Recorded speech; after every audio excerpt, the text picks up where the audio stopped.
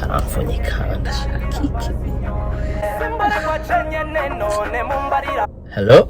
Hello, Sherry, baby, mutima na bwonko bwanje. Nukuri ndagukumbuye, kumbukire mukunyica, baby. Umva rero, hari ikintu nashaka kubwira. Ya, jana magutega amatwi mutima wanje.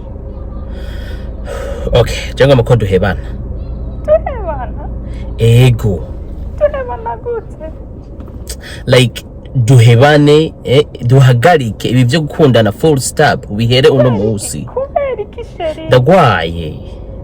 Baby, ugwaye uzokira, wanashima, ndungikira iyo ngwara. Corona? Ya, ngwaye coronavirus. COVID-19 just ndayitiye. Oh ya, je ngwaye COVID ya 20. COVID-19? Ego, ngwaye COVID ya 20 kandi irakaze cyane kurusha izi, kuruka igiya 19. Daje ubunyene uyiye. Uza hehe? Tiza hehe ariko Sherry nawe. Nzi mu rugo iwawe. Oh, ntuze, inzu yanje yarahiye. Ngwiki? Yarahiye kandi na je nahiriyemwo, narapfuye. Ubu tuvugana ndi mwijuru. Ndaje ngusangeyo. Oya. Kubera iki? Kubera umunyabyaha.